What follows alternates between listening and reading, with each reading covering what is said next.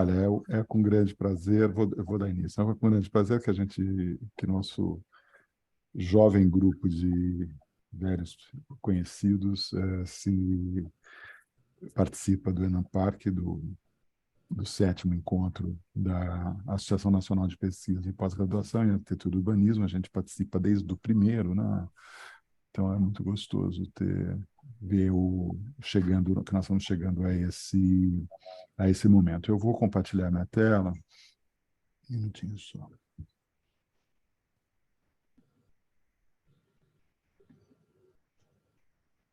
Ok.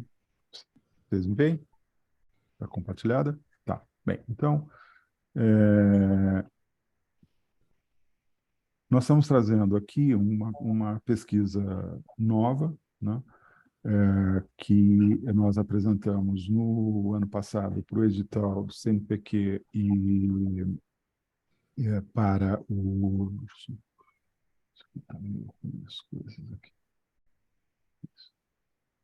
para o CNPq e para o MAC Pesquisa. É essa pesquisa que nós denominamos de planejamento das cidades e das redes de infraestrutura para adaptação e resiliência urbana no Brasil frente à mudança climática. Essa pesquisa, então, ela tem duração prevista no CNPq até 24, numa pesquisa até 2020, final do ano que vem, né? Ela tem aí uma equipe bastante grande de várias universidades, né? Está sediada no Mackenzie, que é a universidade onde eu trabalho atualmente, e tem professores da Universidade de São Judas, da UFABC, do IAL, do IAG, da USP, né?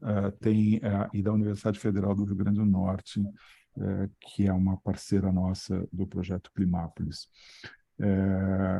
Recentemente nós demos esse nome, um nome fantasia, né, para o nosso grupo de pesquisa, que é CIAN Clima, Cidades, Infraestrutura e Adaptação às Mudanças do Clima, CIAN Clima, remetendo ao velho CIAN, ou seja, a necessidade da gente ter uma coordenação internacional entre pesquisadores da área de arquitetura e urbanismo e planejamento, principalmente, para poder pensarmos um modelo de cidade diverso do que nós temos hoje e que seja capaz de sobreviver e se adaptar aos grandes impactos da mudança climática. Então, aqui, os objetivos nossos, né, os objetivos gerais, é a construção de uma metodologia de planejamento e projeto urbano para resiliência e adaptação frente aos impactos das mudanças climáticas, desenvolver propostas de integração de políticas públicas de habitação, saneamento, mobilidade e áreas verdes em territórios vulneráveis, compreender o estado da arte interdisciplinar da ciência das mudanças climáticas e das áreas de conhecimento relacionadas à cidade, arquitetura, infraestrutura, paisagem e gestão urbana. E, por último, reunir diferentes perspectivas disciplinares, escalas de abrangência e complexidade e experiências aplicadas, contribuindo para capacitar as universidades envolvidas, especialmente a equipe nossa aqui do Mackenzie, porque essa parte do projeto, do MAC Pesquisa, para atuar junto a outros setores nesse tema. A questão, sem dúvida, é pensar essa cidade frente aos novos parâmetros de temperatura, de condições de clima que a gente está encontrando hoje, não apenas na cidade de São Paulo, ou na região metropolitana, mas em todo o estado de São Paulo, né? Então, a gente tem hoje uma sistematização já de dados no Plano Clima, Plano de Ação Climática de São Paulo, né, que mostra esse aumento claro das médias de temperatura e também na alteração do comportamento dos regimes de chuva, e localiza as principais ilhas de calor ou focos de calor na cidade. Eu coloco essa introdução apenas para a gente pensar que se trata de um desafio que é muito superior ao desafio da capacidade de conhecimento da área da arquitetura e urbanismo, e por isso ele vem sendo enfrentado principalmente nas bases de dados e de referência, de informações, com colegas cientistas do IAG e do projeto Climápolis, que é sediado no Max Planck Institute de Meteorologia de Hamburgo. Bem, nesse quadro geral, né, nós desenvolvemos alguns objetivos e também nos dividimos, nos estruturamos em algumas situações de estudos de caso, que são aquelas que vão conduzir a nossa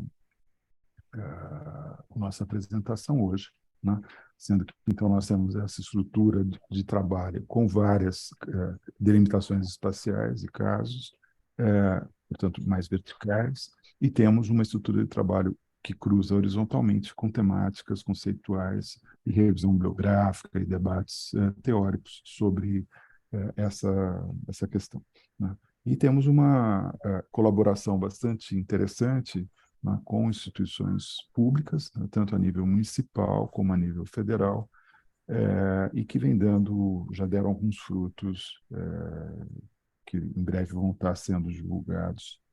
Já tivemos cursos que foram feitos, tem uma publicação em preparação junto com o Ministério da Infraestrutura, enfim, tem um trabalho de um laboratório já de vários anos no Itaim Paulista, junto com a prefeitura, a subprefeitura do Itaim Paulista. Aqui os outros parceiros também vão colocar suas parcerias, e isso sempre é um esforço nosso de nos aproximarmos dessa realidade das cidades brasileiras, né, na sua complexidade, para pensar que as medidas possíveis, né, e necessárias para a adaptação das cidades à mudança climática aqui em cidades como as nossas, caracterizadas como por situações semelhantes a de outras cidades do sul global, elas necessitam, né, de instrumentos e métodos e técnicas que são distintos daqueles desenvolvidos nos países do norte ocidental, especial Europa e América do Norte.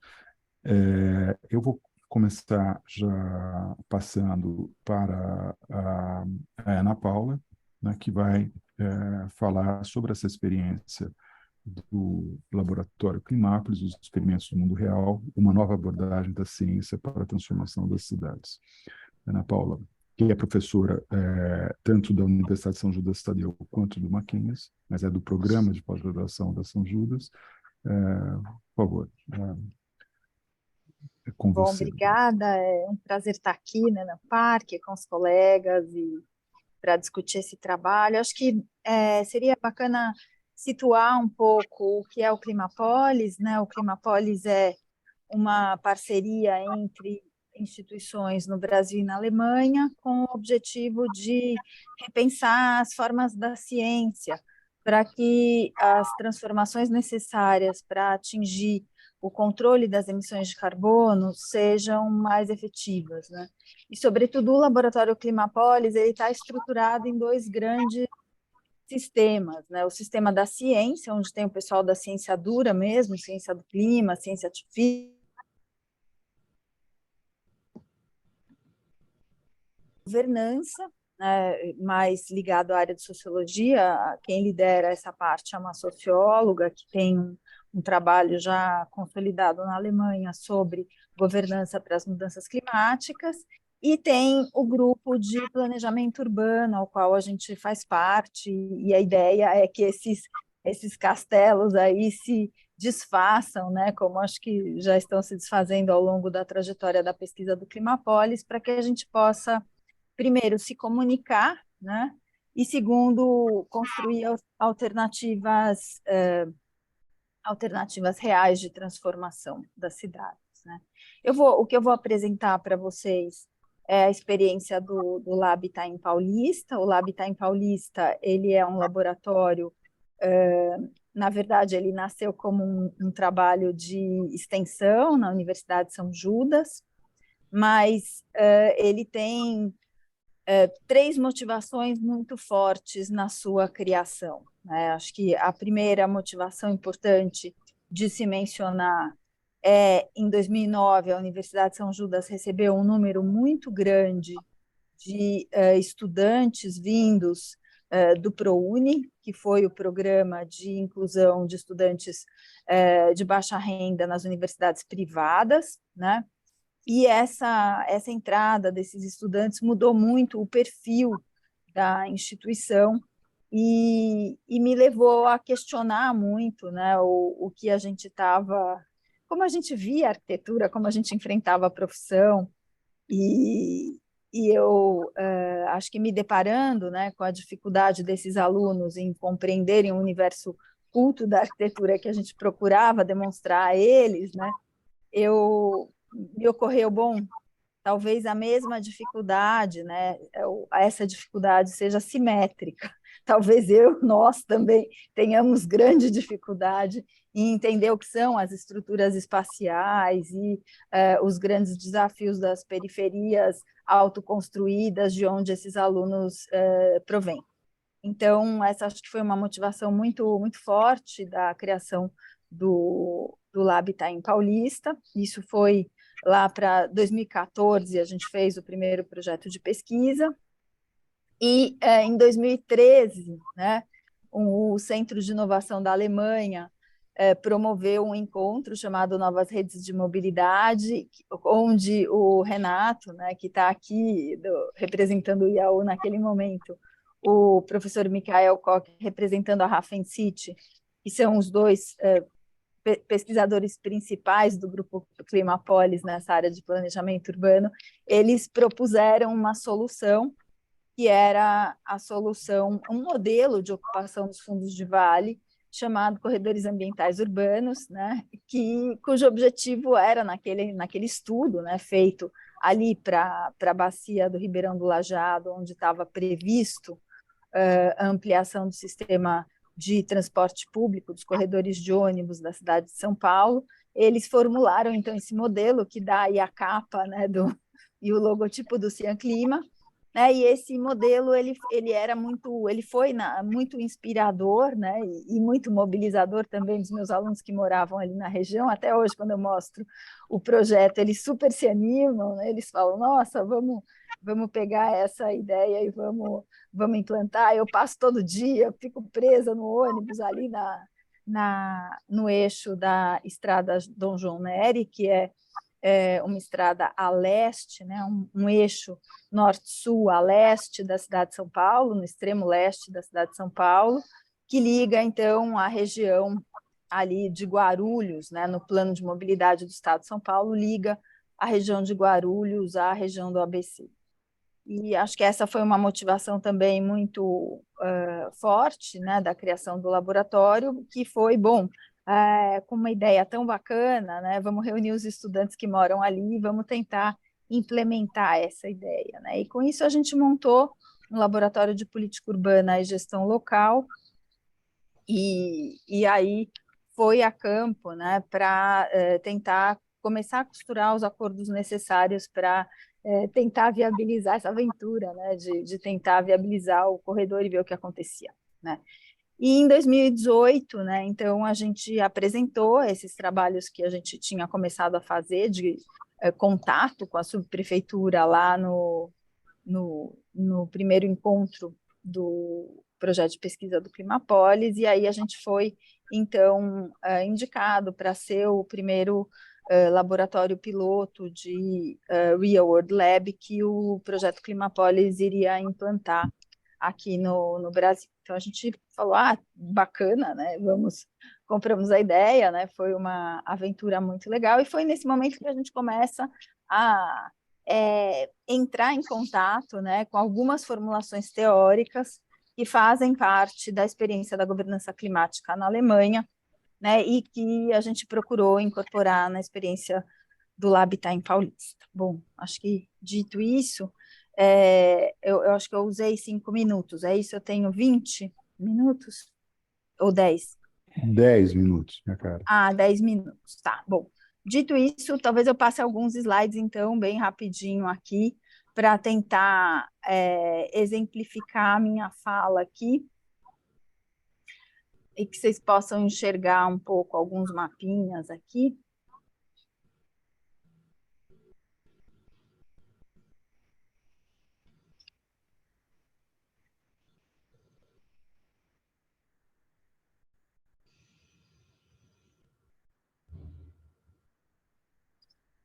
Bom, então, o que é essa ciência para a transformação das cidades? Puxa, já começou pelo fim. O que houve aqui? Ah, eu apertei o botão errado. Peraí, deixa eu vir um por um. Pronto. Bom, acho que a primeira lição aí que a gente toma desse contato com a Alemanha é a ideia de engajamento, né? E a ideia de engajamento de vários atores, né, que compõem o sistema urbano. Quer dizer, nesse momento a gente percebe, né, que os estudantes podem ser uma contra-elite local que operam, né, no sistema do planejamento da cidade, eles atuam nas subprefeituras, eles atuam na prefeitura, eles têm conexões locais com o governo local, com a associação de comerciantes, com associações de bairro. Então, o engajamento dos estudantes foi super importante, né, para esse projeto. Bom, já contei para vocês, né? A motivação era parte da motivação, né? Essa foi a proposta aí que a equipe do Marlon fez para esse workshop Novas Linhas de Mobilidade, né? Que pretendia mudar o padrão no qual as infraestruturas estavam sendo instaladas na cidade. A gente comprou essa ideia e pensou em dar resposta para um sistema de governança, né?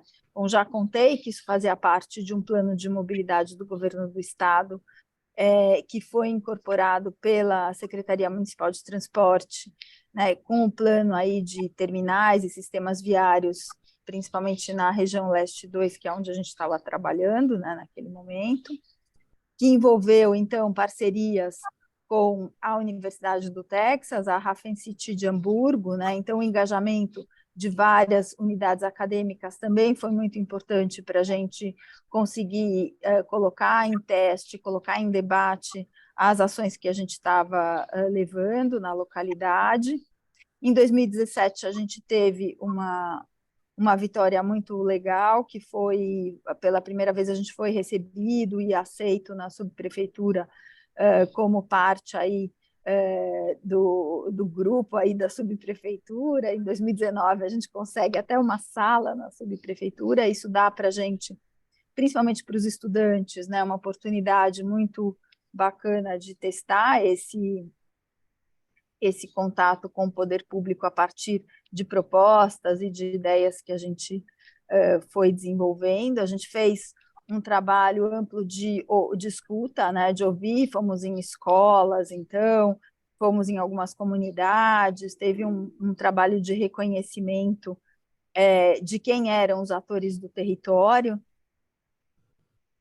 E em 2021 a gente começa uma experiência piloto aí na comunidade do Torresmo e faz o primeiro exercício aí de mapeamento participativo com a comunidade, com a participação da Defesa Civil e do subprefeito dentro da subprefeitura. E acho que do ponto de vista do engajamento, que era que é ainda o grande desafio do Lab, né, promover engajamento de atores para a transformação da cidade, foi um marco bastante importante para nós, né?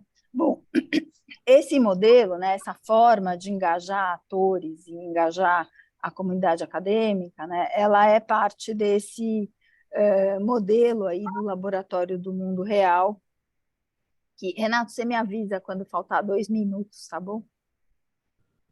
Você está mudo. Falta mais 1 minuto. Falta um Mais minuto. Ah, tá.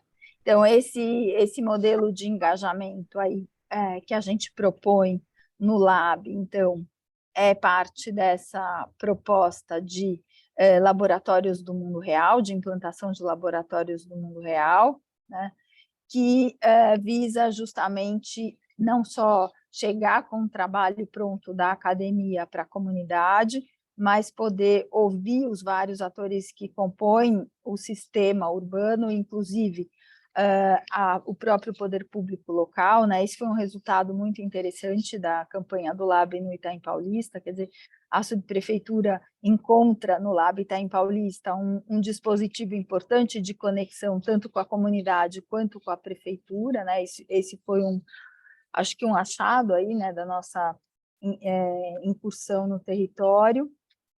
O modelo, então, trabalha com essa ideia de engajamento de múltiplos atores, que pensa a ciência como sistema de planejamento da cidade. E aí eu acho que um dos trabalhos mais importantes que a gente fez foi a microbacia do Ribeirão do Lajeado, a modelagem hidrológica da microbacia do Lajeado, muito com o objetivo de aprofundar os estudos do corredor ambiental urbano na mesma localidade e responder ao problema mais importante ali da comunidade. Foi para o fim de novo. Eu errei aqui. Responder um dos problemas mais importantes da comunidade ali, que é o sistema de alagamentos, né? Só para finalizar, então, Itaim Paulista é uma área de grande vulnerabilidade social, 54% da população negra, expectativa de vida é 16 anos menor do que na Vila Mariana e um dos maiores índices aí de doenças infantis, mortalidade infantil transmitida pela falta de saneamento básico, transmitida por doenças acarretadas pela falta de saneamento básico. Então, a gente começou esse trabalho, né, de modelagem hidrológica para tentar entender como poderíamos contribuir para pensar um planejamento que contribuísse com o sistema de drenagem da bacia. Fizemos um acordo aí com o IPT, e foi desse trabalho que a gente consolidou esse piloto na comunidade do Torresmo, que a gente está levando agora a cabo como proposta para a prefeitura, para que seja, esperamos, né, que seja considerado nas transformações aí do plano regional e também nas transformações aí previstas para 2022 no programa Cidades Mais Justas, né? Esse é um pouco o ponto que nós estamos. Bom, tentei resumir, acho que ficou meio confuso, mas a ideia é apresentar para vocês, né? A principal metodologia é o engajamento de atores. Esses atores começam com os estudantes, as escolas, o poder público local, né? A metodologia, ela vem por essa via, muito baseada nos laboratórios do mundo real. O território é um território cheio de conflitos e desigualdades, e a gente está apostando agora nesse projeto piloto da comunidade do Torresmo como forma de começar as transformações aí na bacia do Ribeirão do Lajeado, tentando colocar uma agenda para a Prefeitura de São Paulo. Ótimo, Paula, muito obrigado. Você passou 4 minutos, mas tudo bem. Ficamos aqui. Eu vou iniciar a minha apresentação em seguida, né? Seguindo a ordem aqui do nosso painel. Se der tempo, a Loide complementa alguns aspectos, ainda se estiver dentro dos 10 minutos, ou a gente faz numa segunda rodada, ela complementa. Deixa eu compartilhar minha tela, aqui só.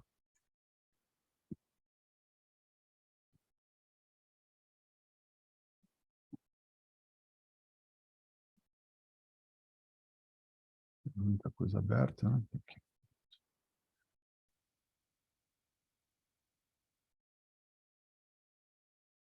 Bem, se esse caso que nós tratamos aqui anteriormente é um caso que trata da questão mais ligada à infraestrutura, transporte e águas, esse caso ele inaugura para nós uma investigação na área da relação entre forma urbana e formação de calor, né? Que é uma área que começa a ser explorada mais recentemente aqui no Brasil, é bastante explorada fora, e a gente vê a gravidade dessa situação. Hoje a gente circulou uma notícia que eu ainda preciso ter mais informações para confirmá-la, de que houve 15 mil mortes pelo calor excessivo na Europa durante esse verão, né? Quer dizer, isso são números de longe muito superiores ao que nós temos de vítimas das nossas enchentes, deslizamentos anualmente. Então, esse fenômeno exige ele está se tornando bastante se impondo, né? A gente trabalha se aproxima de produções de cientistas e de trabalhos desenvolvidos no campo da arquitetura, principalmente o pessoal ligado ao conforto ambiental, conforto térmico, né? Aqui só um exemplo, né, de classificação de como que interfere na geração do clima a superfície urbana, na mesoescala, na escala local, na microescala. Isso tem critérios que são organizados. Nós estamos usando essa metodologia das Local Climate Zones para poder, adaptadas pela Luciana Ferreira, numa tese orientada pela Denise Duarte, da FAO, que adapta um pouco esses critérios para a situação das cidades brasileiras, né? E isso resulta no mapeamento do calor produzido a partir dessas células, né, de tipologias e morfologia urbana específica, né, desde alto compacto, que são os grandes edifícios, média altura compacto, baixo compacto, alto aberto, enfim, baixo precário, né, e a gente vai vendo uma cidade, né, que tem uma cidade verticalizada mais na região central e sudoeste, e que tem uma densidade desse modelo baixo aberto e baixo precário por uma extensão muito grande, né? Uma extensão urbana muito grande. E essas formas resultam em diferenças de calor, né, em relação à área vizinha, e é um caso, uma situação dessa que nós resolvemos explorar, né?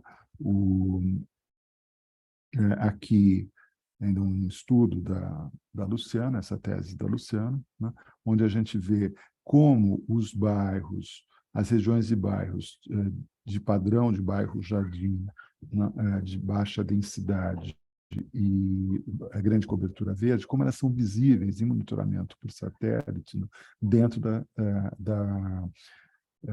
da produção de calor da cidade de São Paulo, né? E aqui embaixo, a mesma região pela tipologia de morfologia urbana, né? Nós estamos pegando especificamente esta área, né, que é a área região Morumbi e Paraisópolis, e aqui a gente tem uma pequena situação, né, que a gente pode, depois a Lorde vai explicar um pouquinho mais, mas aqui a gente vai vendo as tipologias, né, de temperatura gerada pelas superfícies. Esse vermelho aqui é Paraisópolis, né? Aqui é a região da Avenida Morumbi, aqui especificamente onde está o Instituto Bar de Casa de Vidro, aqui é a Fundação Oscar Americana, enfim, grandes massas verdes que são perceptíveis e são identificadas nesse processo. E é importante entender que, aproximadamente por essa simulação, né, daqui para cá, numa distância de cerca de 1.000 metros, a gente tem diferença no mesmo horário e na mesma altitude, uma diferença de quase 2 graus centígrados, né? Mais quente na região da favela e mais frio aqui, mais fresco aqui na região do Morumbi, dessa cumeira da Avenida Morumbi. Bem, e, por outro lado, esse contraste ele também se dá não apenas na morfologia, mas na densidade demográfica, né, permitida por propiciada por essa tipologia, né? Então, na região de Paraisópolis, a gente tem áreas acima de 500 habitantes por hectare, a gente estima que várias áreas têm mais de 1.000 habitantes por hectare, enquanto a região do Morumbi, dessa região do Morumbi aqui, ainda horizontal, ela não atinge 25 habitantes por hectare, né?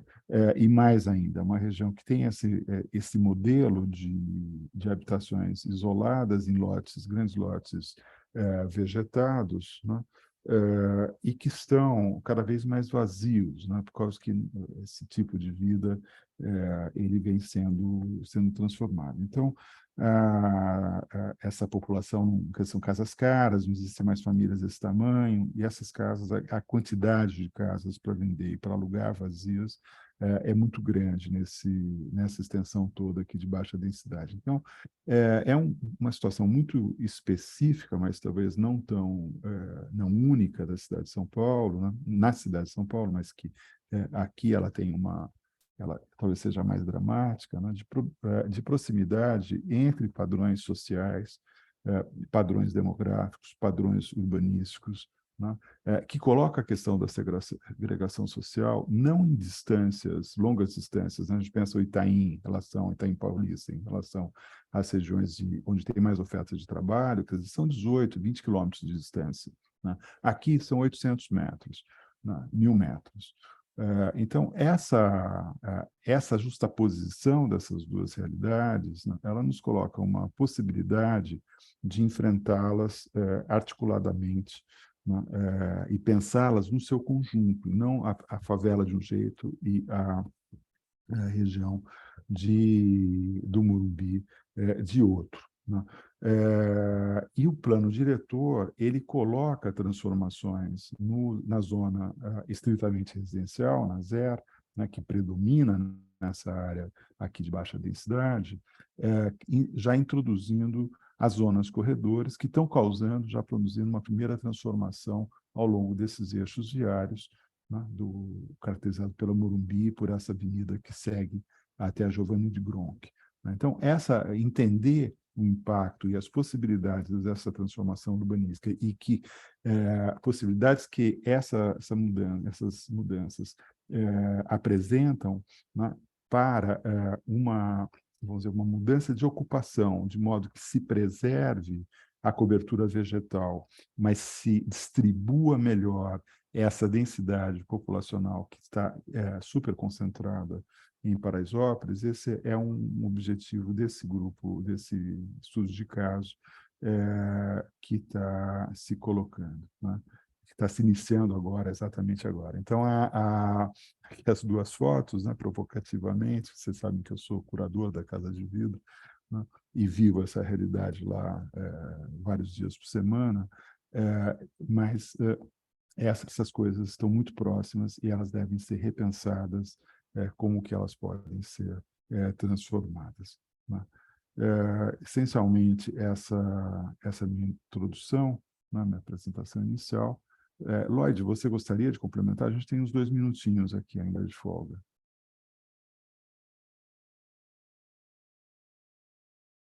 Ela não está conseguindo entrar. A Lloyd não está conseguindo entrar porque a conexão está ruim. Tá, obrigado, Lloyd.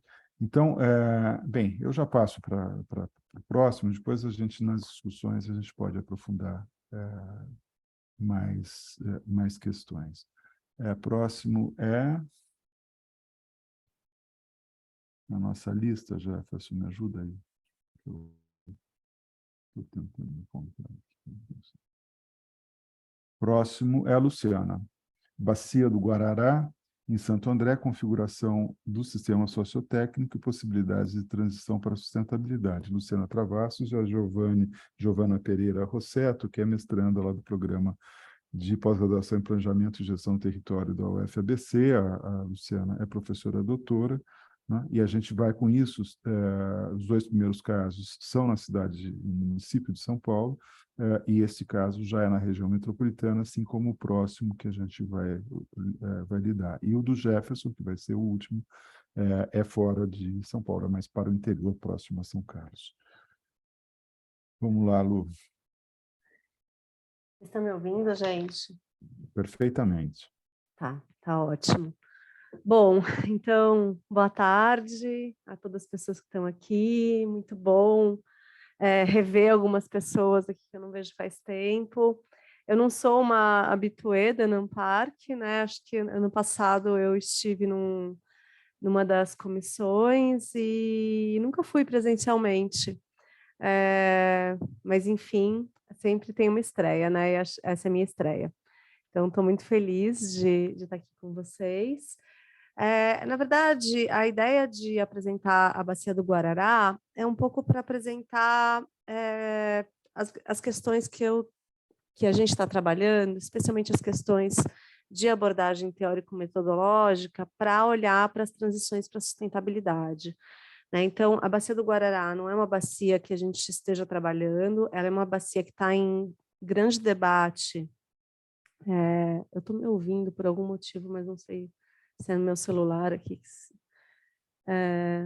mas eu já diminuí totalmente o som, deixa eu ver se aqui. Então, vocês não estão me ouvindo com eco, né? Não, o som tá normal. Tá, Tá ótimo. então só tá eu mesmo com eco de mim mesmo, mas tudo bem, vamos lá.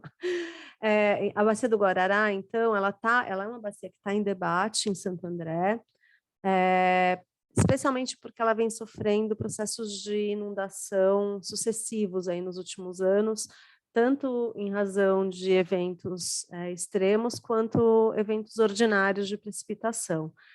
Então, ela tem sido objeto de conversa e atualmente ela é objeto de financiamento especialmente para a construção de um piscinão e canalização de córrego, como eu vou mostrar para vocês mais para frente. Mas a ideia que a Giovana e eu resolvemos trazer é um pouco para a gente compreender e porque a gente está propondo, né, para o nosso grupo de pesquisa que do grupo da UFABC, a gente analise nos casos que a gente está estudando, especialmente as possibilidades de transição sociotécnica a partir da investigação do sistema sociotécnico, usando essa ferramenta da perspectiva multinível, né? Então, a ideia é que a gente consiga olhar para os casos, para as políticas, para essas organizações sociais que os nossos parceiros estão trabalhando, para a gente conseguir olhar o quanto disso e como isso avança em termos de uma transição sociotécnica para o manejo de águas pluviais na região metropolitana de São Paulo, no estado de São Paulo, ou mesmo no Brasil, né? Então, um pouco a nossa proposta é usar essa ferramenta para olhar os casos. E como o caso do Guarará estava na nossa mão e a gente andou fazendo umas discussões ali, especialmente dentro do Comugesan e do CMPU, né, do Conselho Municipal de Política Urbana em Santo André, então eu resolvi trazer esse caso para a gente, para exemplificar um pouco como a gente poderia aplicar de forma bem breve a perspectiva multinível, né?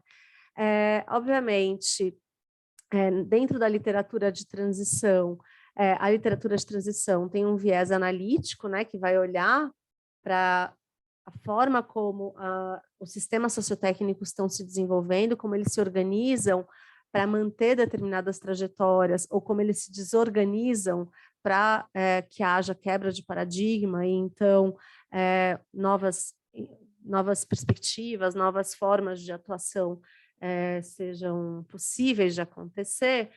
Mas a literatura de transição ela também trabalha com um viés normativo, né? Ou seja, onde essas transições deveriam chegar, né? O que a gente pode olhar do ponto de vista de futuro para essas transições. No manejo de águas pluviais, o que se tem no horizonte do ponto de vista normativo para a transição é a passagem das infraestruturas baseadas em grandes obras, eminentemente cinzas, para as infraestruturas verdes, né, ou infraestruturas híbridas, que vão, de alguma forma, garantir não só que a gente tenha um melhor manejo de águas pluviais, mas que também representem melhores condições de urbanificação dos territórios, né? Então, é um pouco isso que está lá digamos, no horizonte das transições sociotécnicas. E aí eu queria mostrar um pouquinho para vocês, né, como que é essa abordagem que a gente pretende utilizar no projeto, né? Aqui eu vou mostrar para vocês a perspectiva multinível, né, que vai olhar para o sistema sociotécnico a partir de 3 níveis principais, né? Então, e esses níveis principais, eles representam o que a gente poderia chamar de uma microescala, mesoescala ou macroescala, ou micronível, mesonível e macronível, porque, de fato, nesse caso, a gente está falando muito mais de nível institucional do que necessariamente de escala de atuação, embora muitas vezes a escala de atuação, de alguma forma, seja aderente a esses níveis de atuação, né? Então, dentro do MLP, a gente vai ter 3 escalas ou 3 níveis. O primeiro nível eu falo do primeiro nível no meio, na verdade, porque esse é o que a gente chama de regime incumbente, né? É aquele regime que sustenta as trajetórias construídas historicamente, e elas vão ser sustentadas pelo compartilhamento de rotinas cognitivas, práticas, valores, financiamento, ciência, desenvolvimento tecnológico, né? Tudo isso que vai, de alguma forma, confirmando as formas tradicionais ou as formas existentes de responder a determinados problemas, né? Então, o regime sociotécnico é o que sustenta as trajetórias das inovações tecnológicas, das inovações não, né? As trajetórias tecnológicas de determinadas respostas a determinados problemas. Acima dos regimes sociotécnicos, a gente vai ter o que na literatura se chama de paisagem sociotécnica, que vão ser os contextos mais exógenos, né? Aqueles que vão definir grandes padrões para o sistema sociotécnico, né? Grandes compreensões, acordos internacionais, inclusive digamos, uma paisagem efetiva de clima, de demografia, né? Nessa paisagem sociotécnica, as mudanças elas costumam ser muito lentas e muito graduais, né? Ou seja, elas vão acontecer quando a cultura de várias sociedades, ou a cultura de uma sociedade dominante, ou a ciência tem uma grande mudança paradigmática, mas isso acontece de forma muito lenta e muito gradual, a não ser que você tenha um caso de ruptura muito expressivo, como talvez venham a ser as mudanças climáticas, né, mas que por enquanto não são, mas como guerras ou terremotos e outros eventos que podem fazer com que a paisagem sociotécnica mude, né? Por exemplo, toda a discussão sobre energia nuclear, ela passa também por uma paisagem sociotécnica muito calcada em grandes acidentes e outras coisas, né? Ou seja, é aquilo que vai definir um pouco como o mundo, né? Ou as nações olham para determinados objetos, problemas e etc.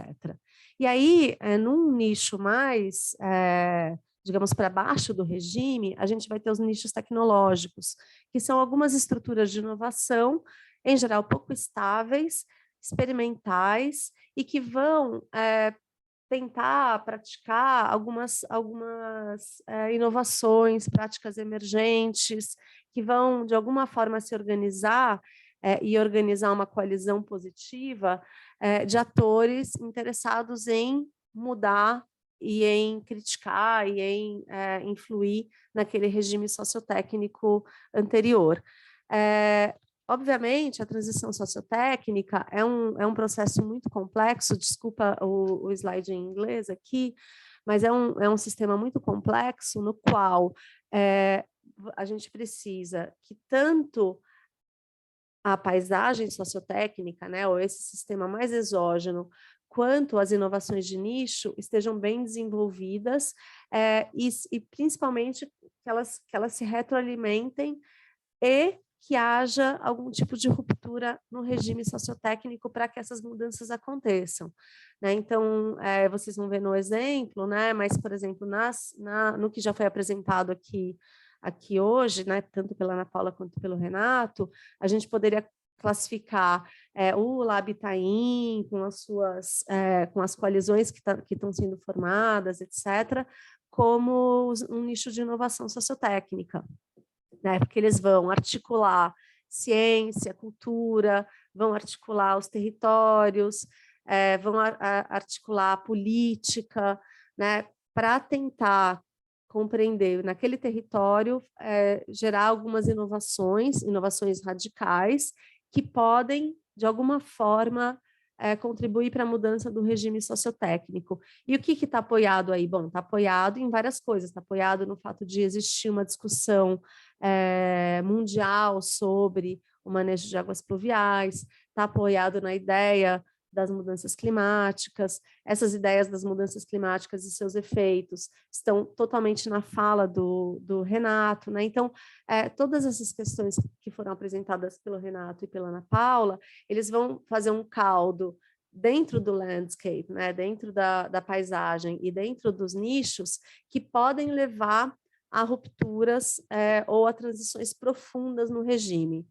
Né? A gente tem observado que uma parte importante dessas transições que a gente tem olhado no Brasil, né, especialmente na região metropolitana de São Paulo, elas são transições no meio do caminho, né? Ou seja, elas são transições que vão e vêm a partir bastante dos espaços políticos que esses nichos de inovação ganham, ou até porque, em muitos dos nossos casos, os nichos são também formados por aquilo que a gente chama de fringe actors, né? Esses atores de franja, que são atores de dentro do regime que questionam o próprio regime.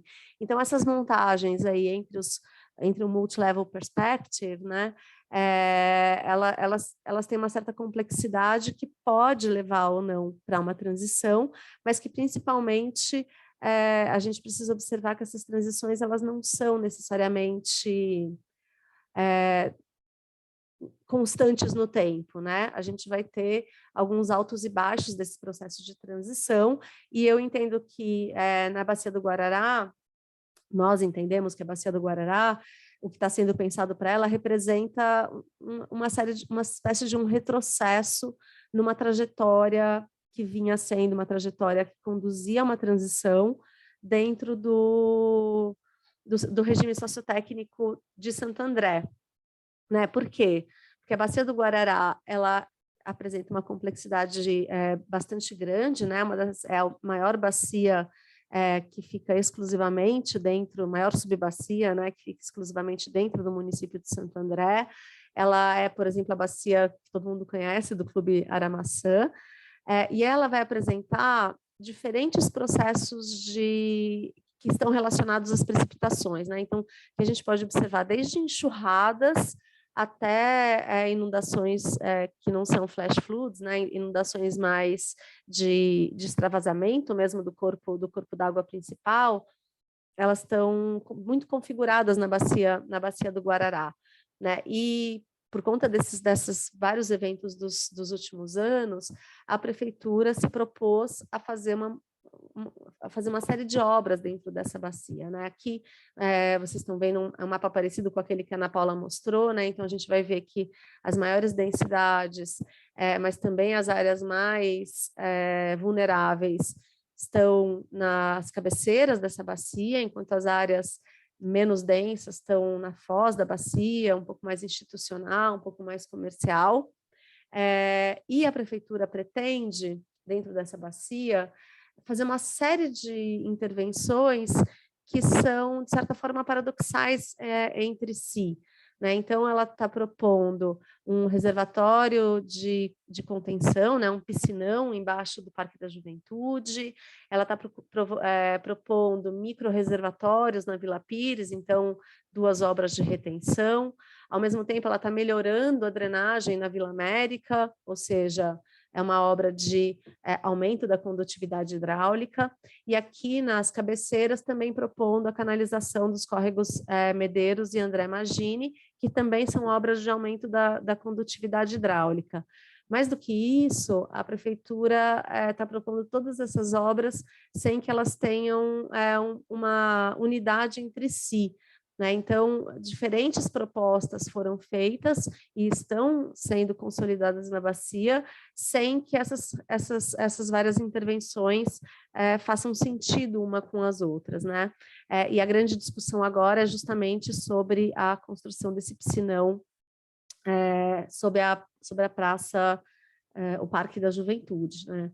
Então, só para a gente ver um pouco como a gente aplica... a gente precisa fechar em 1 minuto, tá? Um minuto, tá bom. Já deu 15 minutos. Já? Nossa, Tá. Desculpa, eu estou falando meio lento.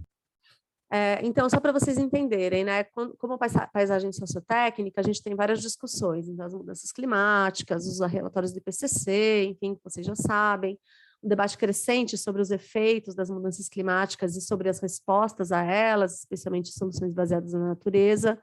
Por outro lado, a gente tem uma diminuição dos fundos multilaterais, e um fechamento das fronteiras dos países, né, para investimentos internos em transição para a sustentabilidade. E no regime sociotécnico, a gente vai ter um desmonte do SEMASA, um enfraquecimento da participação social nos conselhos, né, que está bastante em questionamento.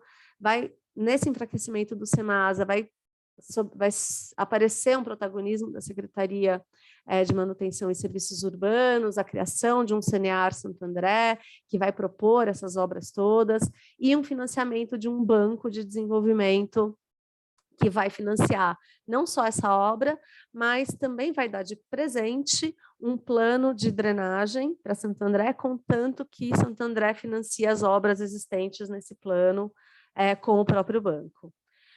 E como nicho tecnológico, diferentemente do Lab Itaim, né, a gente vai olhar que, nesse caso, a gente tem um nicho tecnológico ainda em formação. Né? A gente tem algumas organizações com assento na CMPUINO, como o GESAN, como o Nome aos Rios, Rio de Santo André, as promotoras legais populares, né, o NASA, o MDDF e o MDV, que vão se colocar, inclusive com algum apoio da UFBC, que vão se colocar contra essas obras, mas que ainda são nichos tecnológicos em formação, né? Ou seja, ainda muito pouco articulados para conseguirem fazer frente e aproveitar de paisagens sociotécnicas existentes para fazer com que esses regimes sociotécnicos entrem, especialmente por conta do desmonte do SEMASA, um enfraquecimento muito forte disso que a gente chama dos fringe actors, né? Desses atores que estão dentro do poder público e que podem mudar o sistema por dentro. Desculpa ter me estendido, era isso que eu queria mostrar para vocês a princípio. Tá, obrigado, Lu. Você deu 17 minutos, bateu o recorde do dia. E vamos seguindo aqui agora com a Angélica e a Andressa, em planejamento territorial e resiliência. Não é uma crítica, é só para que eu estou mantendo aqui o meu cronômetro. Tem que considerar que eu estou com Covid, né? Então eu tenho eu que respirar sei, um fica pouco. assim, não tem problema.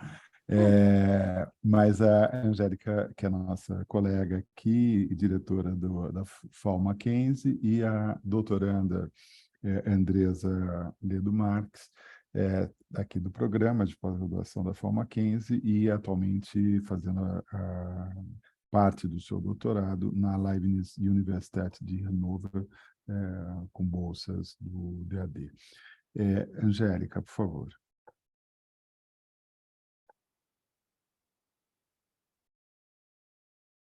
Você está sem voz, Angélica. Perdão, vocês estão pronto. enxergando minha apresentação? Sim, precisa só maximizar. Tá, muito obrigada pelo convite, Renato. A gente está participando desse deste evento do Enampar, que a ideia é a gente também fazer um alinhamento até entre nós de algumas questões, então é um debate muito oportuno. Acho que é uma pena que a Andressa não pôde participar, porque ela está hoje num evento em Barcelona, também nos representando aí para discutir a pesquisa dela, e esse trabalho é um trabalho que conta, além eu e a Andressa, que só podiam 2 autores, ele faz parte de um subgrupo que a gente vem participando dentro dessa pesquisa com o Renato e a Ana Paula, Luciana, Afonso, Lloyd, que é a área norte de São Paulo, principalmente na área da franja norte, da região norte de São Paulo, daqui a pouco eu vou mostrar, conta com a participação da professora Renata, da UFBC, e a professora Pérola, do Mackenzie, além de alunos convidados, bolsistas e etc. Tá? Então, a gente intitulou aí Planejamento Territorial e Resiliência, Potencialidades das Franjas Metropolitanas, porque a ideia é fazer uma discussão um pouco mais ampla sobre a importância da franja metropolitana, principalmente nesta porção norte, e os serviços ecossistêmicos e as relações com a pressão urbana. Tá?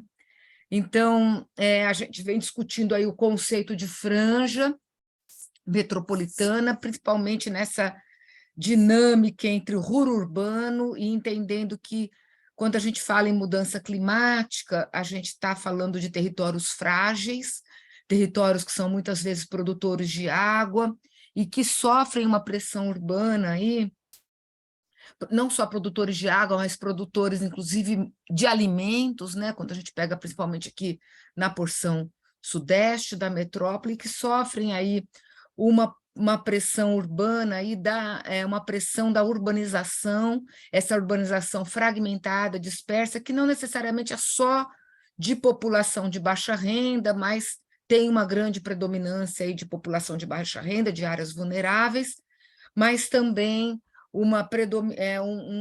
hoje já formas de ocupação ligadas às novas formas de morar, condomínios, ou mesmo atividades, às vezes, predatórias, por exemplo, como a mineração, né? Na região metropolitana de São Paulo, a gente tem esse contexto aí de áreas de preservação ambiental, onde 53% do território é área de proteção dos mananciais, recuperação dos mananciais, um conjunto de cidades de diversas escalas, liderado pelo Polo de São Paulo, né, densos fluxos de pessoas, né, uma dinâmica econômica muito importante, articulada principalmente pelos fluxos hoje de passagem, né? A metrópole ela tem aí uma área de transição entre a Baixada Santista e a região metropolitana de Campinas, a região metropolitana de São José dos Campos e de Sorocaba, né? Então a gente está aí numa área que é a macrometrópole, e você tem uma sobreposição aí de processos que são processos intermetropolitanos, né? E, ao mesmo tempo, locais onde essa relação entre dispersão e centralização, descentralização, elas convivem numa constante dinâmica, onde também aí a gente tem um problema das desigualdades sociais e institucionais, municípios de pequeno porte convivendo com municípios de grande porte ricos e gestões distintas, né? Eu tenho aí o problema não só metropolitano, uma ausência de planejamento metropolitano, mas em muitos municípios a própria ausência de planejamento urbano, apesar de todos os instrumentos que temos. Então, essa pressão é uma pressão nas franjas de um ritmo de crescimento mais intenso, e a gente vê aqui o problema da franja norte, com áreas de crescimento acima de 2% ao ano, entre 1,57% e 2,5% ao ano, que para os anos 2020 é alto, né? 2010, 2020 é alto. Esses dados aqui são dados aqui de projeção da Fundação SEAD, em que municípios aqui de maior porte estão perdendo população. Isso significa que eu tenho uma pressão de ocupação para essas áreas, que são áreas produtoras desses serviços ecossistêmicos, que é importante a gente olhar num contexto de mudança climática. Por sua vez, a gente tem uma série de instrumentos urbanísticos na escala da metrópole para lidar com esses problemas, mas que não estão dando conta dessa temática. Por exemplo, a Lei de Mananciais de 97, né, que está aí pegando parte dessa metrópole, dessas franjas, na área de 53%. No âmbito municipal, o Estatuto da Cidade exigindo os planos diretores, que muitas vezes não se articulam e não conversam, e na escala da metrópole, o Estatuto da Metrópole, com a exigência, inclusive, de um plano do PDDI, que é o Plano de Desenvolvimento Urbano Integrado, que a gente sabe aí que São Paulo, a região metropolitana, já tem um plano, mas que, devido aos impasses da gestão, principalmente governamental do Estado de São Paulo, a gente está com ele sem regulamentação ou sem uma discussão, a transparência nessas áreas. Aqui por exemplo, a lei específica da Guarapiranga e da Billings, só para a gente exemplificar o problema da região sul e sudeste, enquanto na região nordeste a gente tem a lei de mananciais do Juqueri Cantareira. Essa é a nossa área de estudo, já vou mostrar um pouco com mais atenção, mas regulamentando um planejamento aí ambiental dessas áreas, com áreas onde está vermelhinho aqui, áreas de recuperação ambiental, inclusive reconhecendo as pré-existências, as áreas de favela, as áreas precárias, e áreas de preservação ambiental com baixa densidade aqui nas pontas, ou a preservação de parques e áreas verdes. Aqui é o mapa do PDDI, que também está atuando aí, levando em consideração o Estatuto da Metrópole, também definindo as áreas de franja como áreas de preservação, e o macrozoneamento pensando aí na preservação ambiental, sem, no entanto, considerar a valoração dos serviços ecossistêmicos. Isso é um tema importante que ontem, inclusive, na mesa na sessão livre que eu coordenei com o James, a gente discutiu como incorporar os serviços ecossistêmicos nesta abordagem mais de planejamento urbano e regional, que é um tema importante e que a Andresa vem discutindo no trabalho dela de doutorado. Aqui, só para exemplificar a nossa área de estudo do Cian Clima, que a gente vem trabalhando essa porção Nordeste, né, que convive essas altas taxas de crescimento, espraiamento urbano, remanescentes naturais, e esse problema relacionado à mudança climática, que tem principalmente inundação e escorregamento ali na área, principalmente na área de Franco da Rocha e na porção norte, né? É essa a nossa área de estudo, que nasce aqui na região de Perus, em São Paulo, ao longo da ferrovia. Nós estamos trabalhando esse eixo, que passa por Caieiras, onde tem melhoramentos, Franco da Rocha. A gente parou aqui em Franco da Rocha, mas a ideia era discutir até Francisco Morato, né? E fazendo aí à frente na área de proteção de recuperação de mananciais, que pega aqui essa região, em Mairiporã e Cajamar. É uma área que o IPVS também é a área de vulnerabilidade social, com várias áreas aqui de alta vulnerabilidade social, onde a gente vê aqui o mais laranja ou vermelho em alguns trechos, né? Então, isso é importante entendermos. E esse trecho que a gente, num primeiro momento, a gente delineou como uma área de estudo, ao longo aqui como uma área de influência do vetor ferroviário, onde pega, inclusive, um ramal ferroviário que liga aqui a região de Cajamar com a região de Perus, que é uma região que, ao mesmo tempo que a gente tem o patrimônio histórico desta ferrovia, nós temos aqui a fábrica de cimento perto ali da Votorantim, né, aquela fábrica de cimento abandonada, que é um território contaminado. Então a gente tem um passivo ambiental aí bastante interessante para a gente trabalhar, que é essa grande área da fábrica de cimento, ao mesmo tempo esse ramal ferroviário e a ferrovia subindo aqui em direção a Franco da Rocha. A gente visitou nesse workshop que a gente tem, né, aqui essas áreas, olha, convive toda essa área de problema aqui de ocupação ao longo do córrego, né, do rio, que vai aqui ao longo da própria ferrovia, a área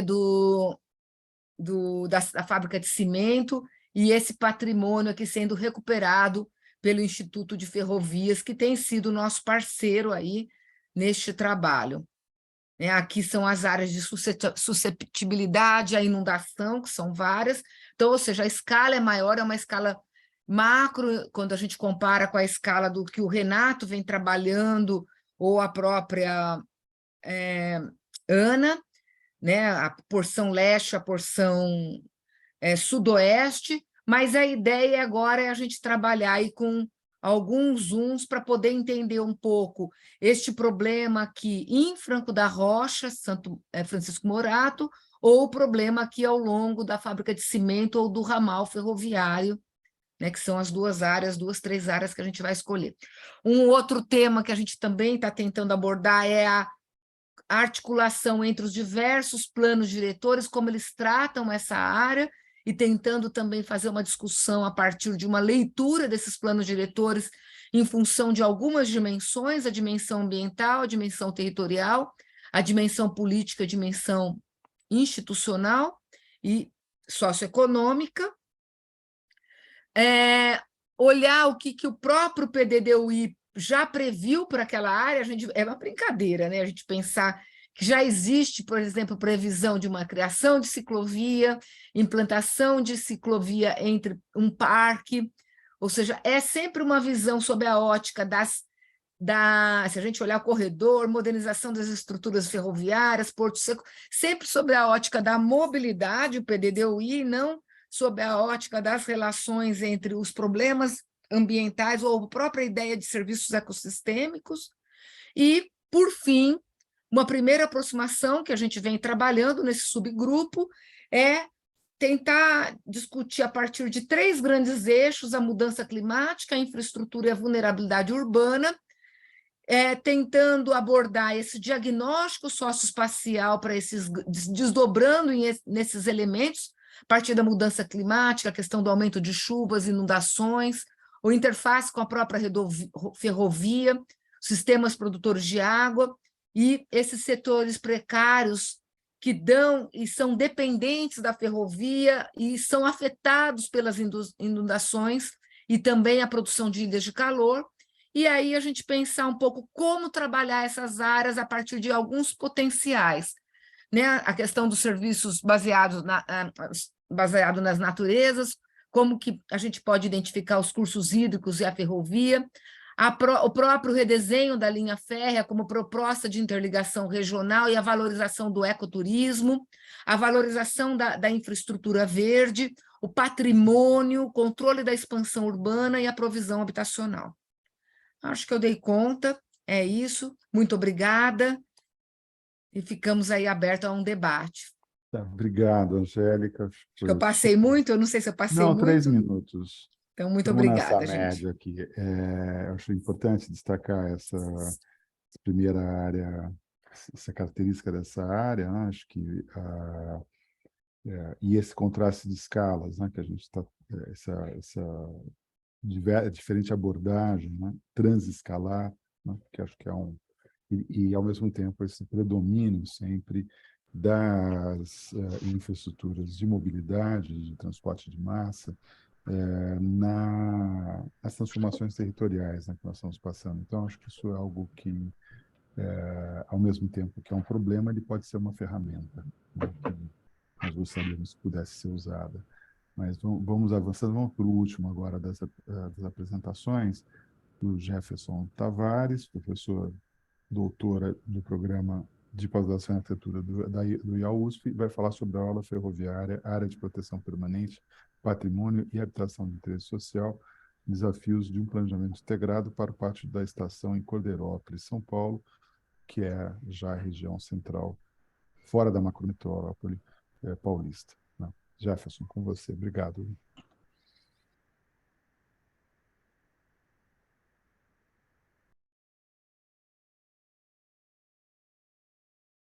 Jefferson? Caiu o Jefferson? This meeting is being recorded. Como? Não. Pronto, agora você estava compartilhando, caiu o seu compartilhamento. E agora? Agora volta, que caiu. Ué.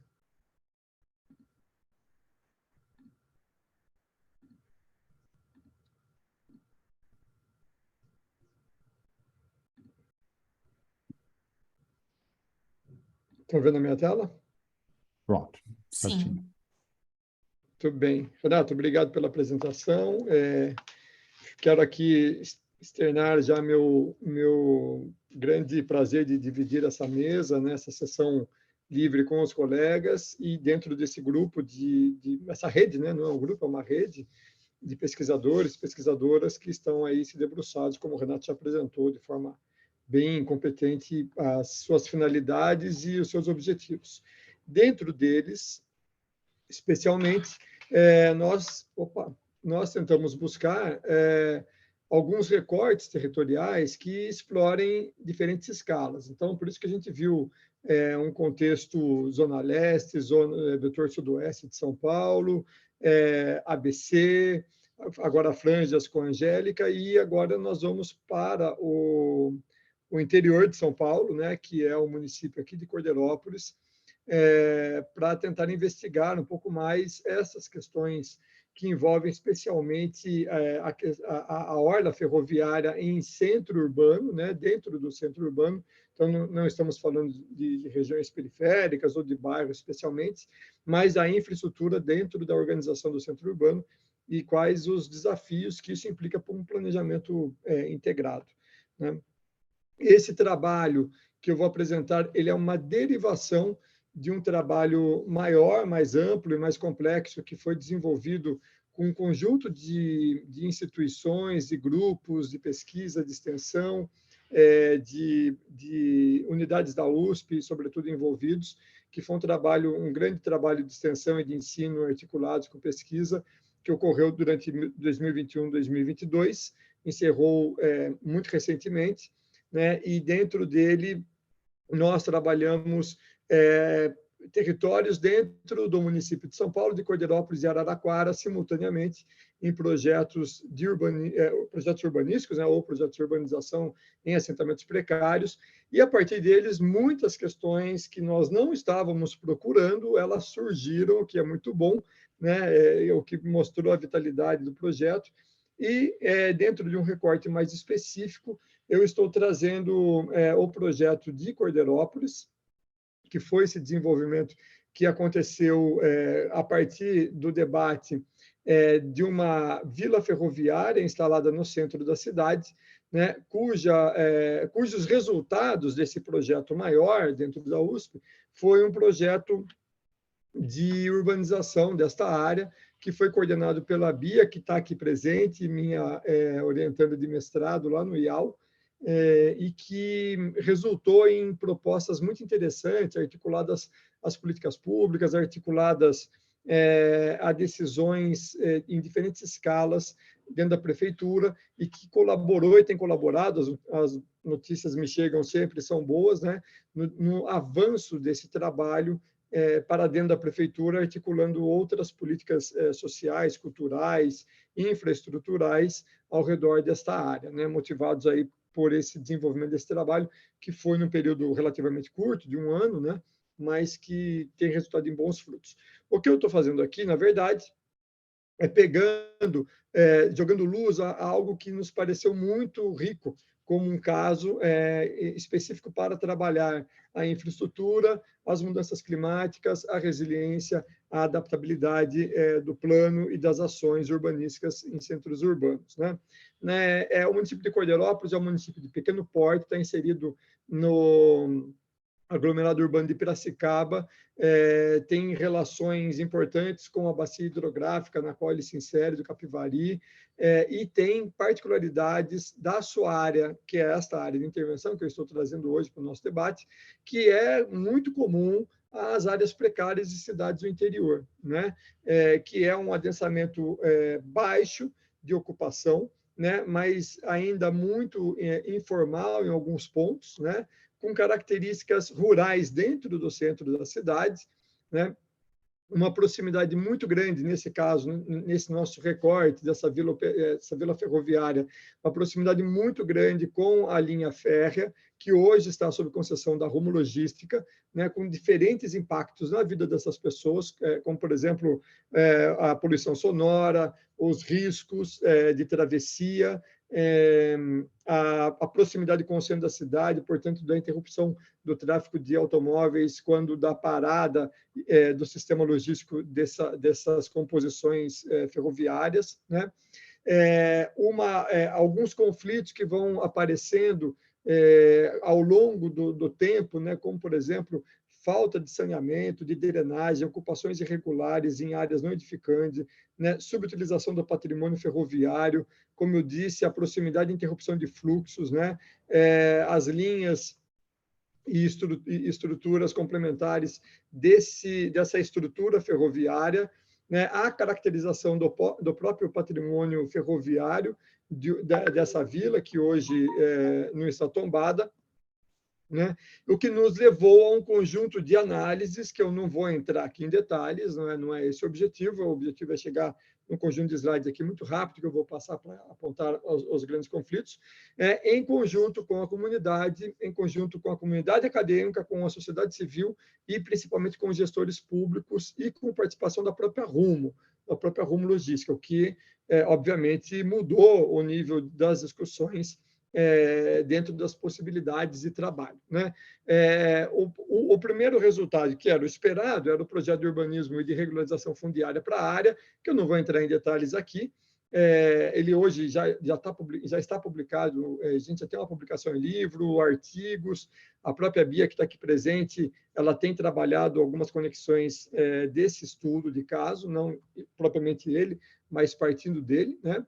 Mas o que eu queria chamar a atenção aqui nesses poucos minutos que me faltam, né, é que este caso ele nos trouxe um conjunto de conflitos que são conflitos que se aplicam a esse caso, que surgem, são iluminados a partir desse caso, mas que são recorrentes em outros. E que, nesses apontamentos que a Angélica fez, por exemplo, de algumas das áreas que ela apresentou, nós visitamos, há alguns meses atrás, em setembro, salvo me engano, né, numa visita de campo intensa, num workshop que nós realizamos dentro dessa rede, e pudemos verificar a similaridade, a proximidade de todos eles, o que reforça a importância de entendê-los, né? Então, já partindo para uma finalização dessa minha apresentação, eu queria destacar aqui que essa aqui é uma foto tirada do centro da cidade, olhando para a estação, para a vila ferroviária, que estão as duas linhas ferroviárias, né? Essa aqui é uma escada hidráulica,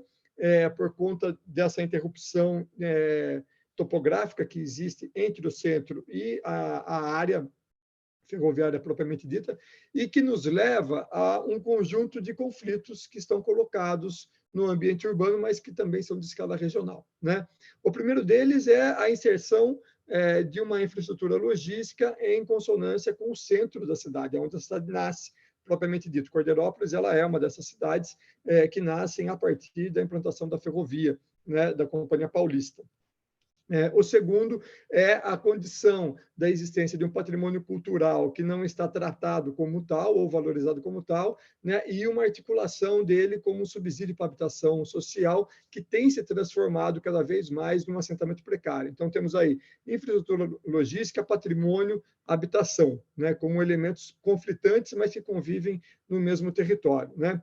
Tudo isso está sob terras da União, então a gente sai da escala estadual, que proporcionou em algum momento esses ramais ferroviários, né, esse patrimônio ferroviário, e vai para a escala da União ou a escala nacional, né, porque resolver esses conflitos tem que passar pelo debate da SPU, né, das terras da União, do patrimônio da União, né, mas que tem implicantes muito sérios e graves do ponto de vista da drenagem urbana. Então, a gente vai para a escala do ambiente urbano da cidade, a escala local, comunitária propriamente dita. Essa escala de drenagem, por exemplo, ela foi construída para evitar que a água do centro da cidade, que é jogada para baixo, né, e que atinge a ferrovia, ela não interrompa o fluxo das cargas que vêm do centro-oeste do país e que se dirigem ao Porto de Santos, né? Portanto, uma influência econômica grande nesse processo logístico e que era demandado por conta da falta de drenagem dessa água do centro da cidade, né? O que exige, mais uma vez, um conjunto de gestões que não estão pensadas articuladamente, mas que a gestão urbana tem que dar conta desses conflitos. E, por último, talvez, o mais, ainda não, o penúltimo deles, é uma falta de mobilidade na transposição dessas áreas e um risco para a passagem de pedestre que trabalha e mora, que trabalha estuda, usa do serviço do centro da cidade, na parte mais alta, e mora na parte mais baixa. E o último deles, e talvez o mais óbvio, e talvez aqui o mais relevante para pensar a estrutura desse conjunto de ações, a área de preservação permanente. Então, essa ferrovia ela está a 30 metros ou um pouquinho mais de distância da área, está a 40 metros ou um pouco mais da área de preservação permanente do Ribeirão Tatu, que passa no fundo desse patrimônio ferroviário, quer dizer, um conjunto complexo de conflitos, né, que nos coloca a uma discussão mais profunda, né, e que busca, portanto, que exige de nós, portanto, uma maneira mais integrada de se observar esses elementos todos, né? Patrimônio ferroviário, vulnerabilidade social e ambiental, falta de integração dessas infraestruturas com as estruturas urbanas, precariedades habitacionais, déficit habitacional, falta de saneamento, problemas geológicos e geotécnicos de instabilidades provocados por essa não manutenção da água na área, né? Assim como outros problemas sociais, né? E que nos leva a algumas questões, como, por exemplo, como repensar, né, a incorporação dessas infraestruturas regionais que passam no meio da cidade, dentro de um ambiente urbano, né, no cotidiano da cidade, né?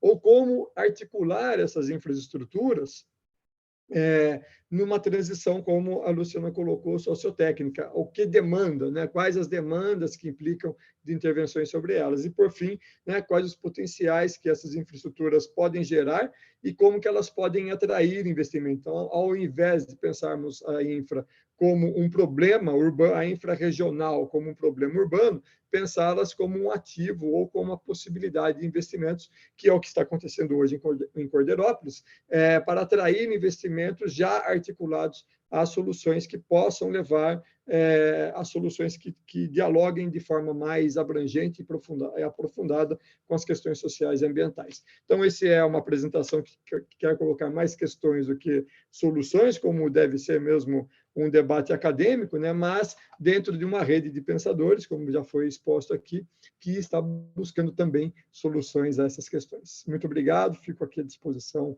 para as dúvidas. Obrigado, Jefferson. Acho que nós completamos o primeiro ciclo. A gente teve, agora são 3h25, né? A gente está ainda tem um tempo, uns 30 minutos, mais ou menos, para poder conversar e receber questões da audiência. Acho que tem vários pontos que eles se recolocam, né? Eles surgem, se rearranjam nos vários casos que nós colocamos, pensando sempre que o espaço ele força, né? Não só um recorte espacial, mas um recorte temático das coisas que se manifestam naquele lugar. Isso, de uma certa maneira, é um método que eu gosto de usar, que eu acho importante, porque ele faz as coisas aterrissarem, né? Agora, se a gente não tem uma visão teórica que fundamenta esse olhar, né, a gente fica perdido na empiria. Então, acho que o trabalho, esse painel, ele permite a gente ter essa combinação, né, com em menor grau em cada uma delas, entre método, teoria e estudos de caso de um trabalho em produção, né? Primeiro, queria perguntar, então, agora se uma pessoa ainda do grupo de pesquisadores, autores, gostaria de falar, de fazer alguma manifestação. Estou vendo o Afonso aqui, estou vendo a Lloyd. Lloyd já falou que está sem som, né?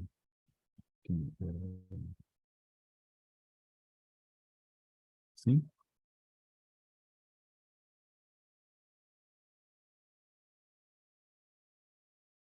Afonso? Não? Estou sem som. Não. Eu acho que tem uma questão que é interessante nessa discussão das transformações sociotécnicas, tanto a Luciana como o Jefferson colocam, que a importância dessa atuação de transformação dos processos de gestão e de governança territorial, né? E que eu acho que, nesse caso, por exemplo, a gente, inclusive, numa pesquisa que nós fizemos em Paraisópolis, que é a área que vocês estão trabalhando, né, lá no Antonico, a gente teve uma experiência pequena, localizada, né, mas que foi bastante emblemática, no sentido de uma outra relação, outro paradigma de abordagem e de articulação de gestão entre comunidade, os órgãos da gestão pública, né? Internamente, várias secretarias trabalharam juntas, um processo de muita cooperação e discussão com a comunidade, uma coisa que para a gente é pouco comum, né?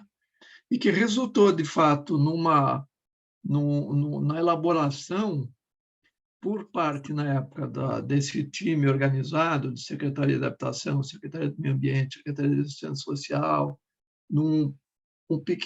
umas diretrizes de projeto que acabaram sendo adotadas e fizeram, inclusive, do Antonico um projeto emblemático, né?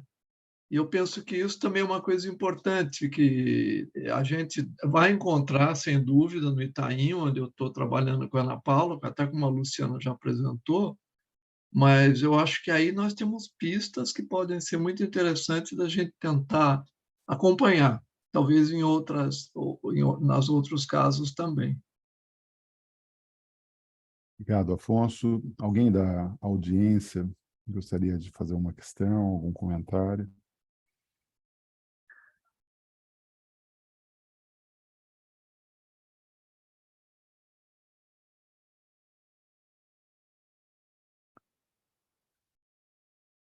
Online é difícil, né, gente? Vamos lá que... Renato, acho que eu vou falar um pouquinho, então, enquanto eles vão pensando, porque Sim. a ideia não é a gente ficar conversando entre a gente só, né? Mas só para o pessoal ir pensando aqui um pouco, né? Acho que o Afonso traz alguns pontos e conforme todos vocês foram falando, eu acho que é importante ficar claro, né? E acho que o Afonso apontou isso, como a transição ela vai depender de uma série de dimensões do processo uma série de mudanças nas dimensões dos processos que sustentam o que a gente chama de regime sociotécnico, né? Então, o regime sociotécnico, ele obviamente, ele é tecnologia, ele é a forma como urbanistas olham para o processo, né? Como engenheiros, climatólogos olham para as questões, mas ele também vai ser resultado dos valores que estão colocados, do sistema político de regulação, da forma como o sistema de planejamento se coloca, né? Então, acho que a Angélica traz alguns elementos importantes para a gente olhar como o sistema de planejamento se coloca e quais são as lacunas do sistema de planejamento também para pensar em outras estratégias, né? Então, a gente quase faz um estatuto da cidade à luz de um estatuto, Da metrópole. um estatuto da metrópole, à luz de um estatuto da cidade, que já tinha suas deficiências apontadas, especialmente para as questões de conservação, regeneração, proteção ambiental, provisão de serviços ecossistêmicos, tal. Então, todas essas dimensões que vão sustentar determinadas formas de atuação, elas precisam ser rompidas um pouco uma a uma, né? E aí eu acho que tem uma coisa interessante do nosso processo, e por isso que eu sempre chamo atenção para o Lab Itaim, né, como um lugar para a gente olhar aí para frente, que é o próprio papel da universidade produzindo, né, e fortalecendo esses nichos, ou até criando possibilidades de nichos tecnológicos, né? Então, muitas vezes a universidade, como no caso, eu não tenho que saber um pouco melhor os detalhes, né? Mas, por exemplo, no caso de Paraisópolis, a universidade ela pode ser um ator intermediário entre o nicho e o regime, né? No caso do Itaim, a universidade é, digamos, o propulsor da criação daquele nicho. No caso que o Jefferson apresenta, a mesma coisa, né? A universidade como o lugar que vai consolidar essa coalizão para a mudança, né? Para que esse nicho tenha força suficiente para fazer mudanças específicas, né? Então, eu entendo que o grupo e várias das pessoas que estão aqui também têm essa mesma área de atuação que a gente, né? Estou olhando para a Laura, que abriu aí a câmera, mas entender um pouco que a gente tem um papel importante, né? E que articular esse papel e compreender esse papel dentro do sistema sociotécnico eu considero essencial, né? Para a gente conseguir agir de forma bastante estratégica dentro desse universo que está colocado, né, dos regimes incumbentes. Era só para deixar o povo pensar um pouquinho. Acho que a Laura quer falar.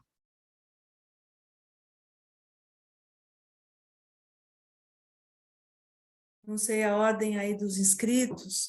Você é a próxima, e depois tem a Ana Paula, que pediu para se inscrever. Tá bom. Bem, quero agradecer muito, foi ótima conhecer os trabalhos, né, me atualizar um pouco aí sobre o que os colegas maravilhosos estão fazendo. Eu queria deixar apenas, na verdade, um convite para vocês, que a gente organizou a sessão livre 25, que vai ser amanhã de manhã, que é justamente, acho que é sobre uma questão que tem bastante a ver com como a gente institucionaliza de uma maneira mais fluida e constante esse trabalho de pesquisa e ação foi criado agora o GT Extensão na própria ANPARC, né? Então, é a ideia de discutir extensão universitária, mas com a atuação da pós-graduação, que é o que eu vejo de mais importante nas apresentações de você, uma pesquisa de qualidade que traz a possibilidade do aluno da graduação, como a Ana mostrou, né, ter contato com ações propositivas, pesquisas que são proativas, né, e que buscam uma transformação, para que a gente... a minha maior preocupação hoje é essa questão de qual é o impacto do nosso conhecimento sobre as mudanças climáticas no ensino das ciências sociais aplicadas, porque é para ontem, né? E esse conhecimento, a gente vê que em muitas das disciplinas de graduação está se ensinando ainda as soluções superadas, como a Luciana falou, superadas e desarticuladas, né?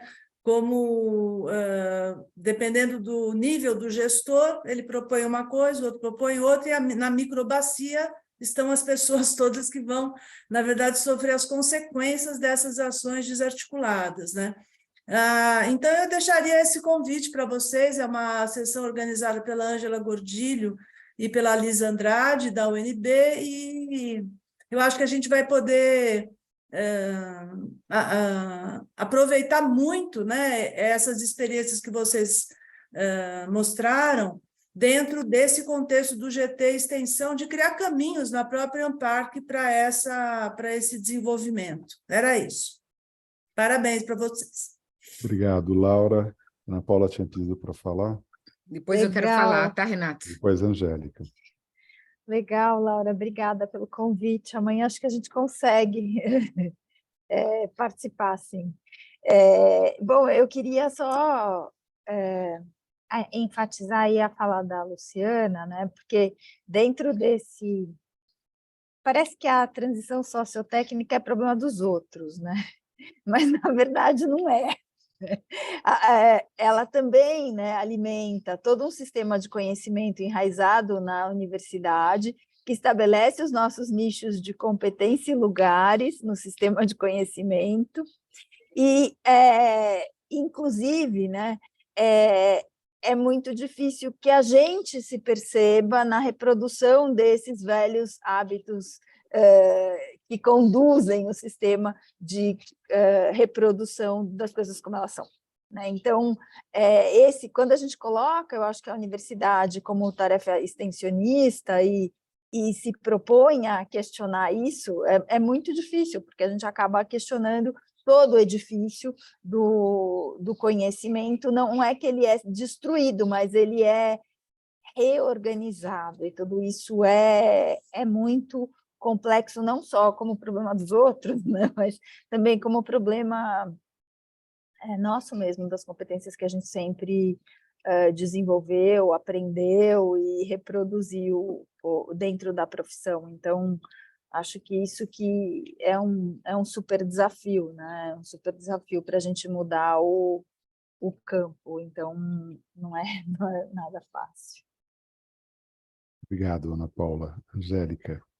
Eu acho que a gente está aí diante de um impasse que a Laura colocou, que é como incorporar essa temática das mudanças climáticas na pesquisa, no ensino, na extensão, né? De modo articulado. Eu estou imaginando porque é um tema que nós, da arquitetura e urbanismo, ainda temos dificuldades para entender. Eu acho que, principalmente quando a gente trabalha na escala do projeto, e quais os impactos que isso tem, né, diante do dia a dia, né, porque é para ontem, né? Hoje saiu uma entrevista, acho que foi no Globo ou na Folha, não sei, com a ex-ministra do Meio Ambiente, extremamente interessante, né? O que vai acontecer com a Amazônia, né? A Amazônia está aí, né? Está acontecendo agora a COP 27, né?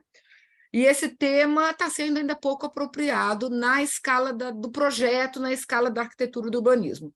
Nós aqui acho que estamos fazendo um esforço ainda articulado / desarticulado de tentar discutir o tema a partir da relação entre território e infraestrutura e vulnerabilidade. né? Então, nós temos aí várias escalas aí para discutir. A escala política institucional, uma escala fundamental, que eu trouxe aí as lacunas, né, desse jogo de ideias e essa visão setorial que eu duvido que nós vamos avançar, eu duvido, está muito difícil avançar. Tá? A gente fala, mas, quer dizer, está muito difícil avançar. E isso se reproduz no microcosmo da universidade, de certa forma. Né? A escala do território, quer dizer, como que isso se materializa no território, os problemas ambientais e os problemas urbanos, que acho que a gente precisa entender que somente essa visão articulada é que a gente vai dar conta disso. Então, a ideia das redes sociotécnicas, depois eu quero aprofundar esse tema, porque a Luciana trouxe uma metodologia, eu tenho outra metodologia, acho que a gente vai ter que construir métodos de análise desses problemas para poder pensar em cenários, né? Quais são esses cenários? Então, o planejamento urbano, hoje, se a gente olhar os nossos planos diretores, os nossos planos regionais, eles não estão incorporando o problema da mudança climática. Né? Ontem, por exemplo, a discussão na mesa do James, pena que o James saiu, mas era como valorar a ideia de serviços ecossistêmicos dentro do planejamento urbano.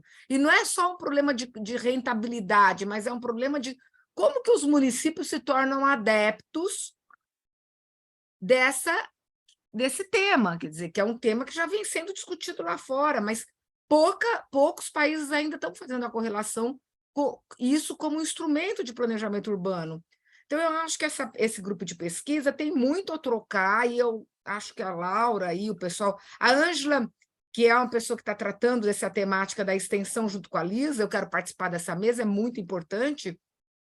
Ela fez o prefácio aí do meu livro, que eu vou lançar agora amanhã, também faço um convite para vocês, às 16 horas, sobre sustentabilidade em projetos de urbanização de favelas. A Laura é uma referência no livro, a Ângela fez Mas eu mando um convitinho aqui. Nem já lembro o nome do livro inteiro, o nome do livro é enorme.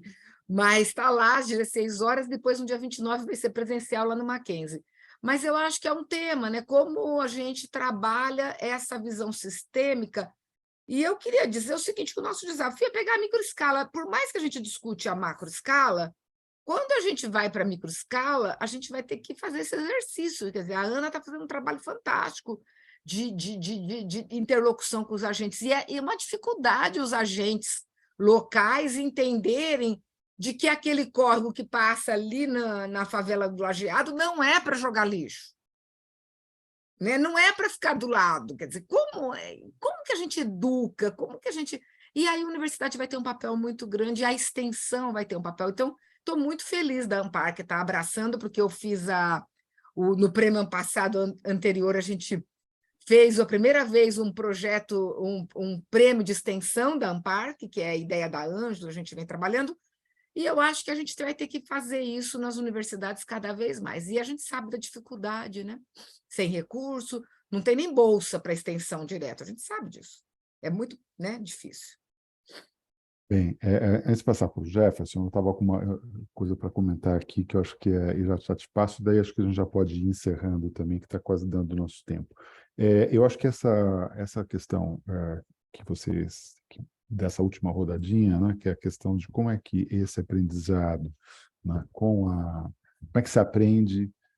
Acho que tem uma questão, desculpa, muita gente pensa que a extensão é uma extensão de conhecimento da universidade para a cidade, para a realidade. Né? Eu entendo a extensão como uma via de mão dupla, na qual a gente, às vezes, aprende mais do que ensina. Né? Quer dizer, ter essa possibilidade de se inserir, de enfrentar situações reais, né? Num país tão complexo como o nosso, e tão extenso, né? Ele muda os nossos alunos, ele muda as nossas pesquisas, essa possibilidade muda os nossos desafios, né, que são de outro campo. Então, a extensão ela é legal, mas ela se ela fosse pensada como eu vou lá para ensinar, né, e não para aprender e interagir, né, a gente acaba tendo problema. Tem muito um entendimento ainda da nossa área da extensão como uma prestação de serviço, que é mais complicado ainda. Né? Então, acho que esse é um problema. E eu acho que esse desafio da escala local, da microescala, que eu comecei a enfrentar, a Paula continuou, e eu ainda acompanho a discussão lá no Itaim Paulista, do Córrego do Lajeado, quer dizer, ele se encaixa muito bem nesses avanços e retrocessos das mudanças de paradigmas sociotécnicos que a Luciana coloca, né? Porque tem uma receptividade, vai para situações no sistema, nas escolas locais, sai na foto com o subprefeito, mas na hora de fazer a obra de canalização do canal, não faz em solução baseada na natureza, faz em sistema concreto projetado nos anos 70, que estava lá embolorado dentro do acervo da CIURB. Entendeu? E o caderno de drenagem está sendo drenagem da bacia hidrográfica está sendo desenvolvido pela CIURB com a FCTH, é um caderno que segue essa linha. Então, quer dizer, de fato, há um conflito de paradigmas, né? E esse conflito de paradigmas ele tem que ser entendido como tal, e não como uma complementariedade, né? Que as coisas, está todo mundo querendo as mudanças. Não, quando a gente tem uma situação de desastre, como a gente vive, você tem ou a possibilidade de mudança de paradigma ou de reafirmação daquele paradigma, e é o que a gente vive, né? Porque o que a gente está lidando é com uma cadeia produtiva, né? Que não é só de tecnologia, mas uma cadeia que vai desde valores políticos e culturais até a solução do L pré-fabricado que se instala na base do canal. Então, e com isso mata qualquer possibilidade de permeabilidade, acelera o escoamento e mantém um certo paradigma de tratar o recurso hídrico, né, de uma maneira que hoje, em muitos lugares, que a gente acha interessante, transformaram. E no caso, quando a gente pensa a questão da mudança climática ligada à questão ambiental, né, valores como biodiversidade, valores como pensar corredores ecológicos, pensar como uma redução do calor, da produção de calor urbano, quer dizer, não dá para continuar naquele paradigma, é criminoso. Né? Então, esse debate não está na pauta. Não. Por quê? Porque a gente sabe que as empreiteiras... Eu acho que a definição aqui muito clara, né, da Luz sobre lá no Guarará, como que se cria, né, em Santo André, um banco, um fundo de financiamento que vem com a tecnologia e a empresa que vai construir junto, né, é muito claro. Agora, o Brasil também fazia isso quando exportava a tecnologia através de suas grandes empresas de empreiteiras de construção civil, que ia para implantar infraestrutura em outros países. Então, essa cultura, né, esse paradigma, ele não é uma coisa que eu vou lá e, iluministicamente, ele muda. Né? E muito menos no campo do debate brasileiro, político brasileiro, ele está bastante ausente. Pode ser que volte agora nessa situação com alguma transformação com essa mudança política que nós estamos enfrentando, mas eu acho que a gente tem um papel exatamente de ir para essa disputa, mas a gente tem que ir para a disputa com as cartas, né, mais claras de informação e de políticas públicas baseadas na ciência, com a informação de ciência. Acho que o enfrentamento da pandemia revalorizou a questão da ciência. Nós não fazemos ciência, nós fazemos ciências humanas aplicadas e tecnológicas. Agora, nós estamos lidando com cientistas que dão os parâmetros de novas chuvas de projetos, de novas situações de temperatura e de escassez, enfim, que estão se confirmando, infelizmente, na prática. Então, acho que tem um desafio grande aqui para a gente pensar, né? E acho que esse grupo de interlocutores é muito importante. Jefferson, vamos lá, e depois acho que a gente, se ninguém tiver nada para falar, a gente já poderia ir encerrando para liberar a sala, né, Yasmin? Isso. Só para reforçar, eu acho, a importância, essas redes como a nossa, né, nós não somos os únicos, obviamente, e isso é muito bom, mas elas se constituem a partir de uma estrutura pensada, né, de longa data, com um foco muito grande na pesquisa. Eu acho que essa questão que a professora Laura Bueno traz, né, da maior organicidade entre extensão e pesquisa e, ao meu ver, como um fato resultante muito claro, o ensino, quer dizer, o tripé da universidade brasileira, né, estando organizado por essa organicidade, eu acho que ele é extremamente bem-vindo e está na hora, né?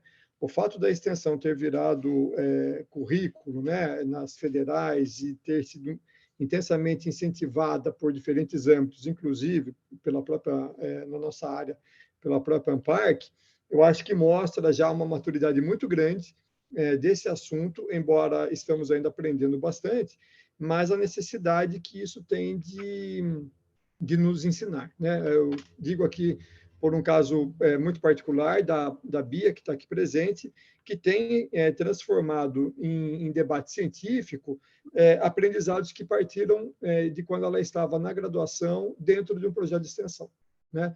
Então, nós fizemos, do resultado desses 3 projetos que eu apresentei aqui, apresentei um, né, mas foram 3, nós fizemos uma publicação em forma de livro, digital, um e-book, que mostra exatamente essa relação com a sociedade e com a universidade e a necessidade extrema, porque a gente não conseguiu fazer diferente, nós até tentamos, mas não conseguimos separar o ensino da extensão da pesquisa.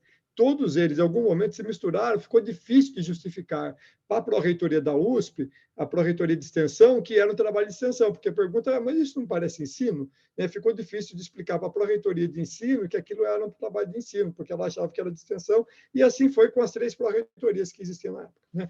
Então, eu acho que eu fico muito feliz na ANPARC tomar essa iniciativa, porque eu acho que esclarece para os tomadores de decisão que quem faz extensão também faz pesquisa, faz ensino, né? E essas coisas fazem parte de um único guarda-chuva que chama-se conhecimento.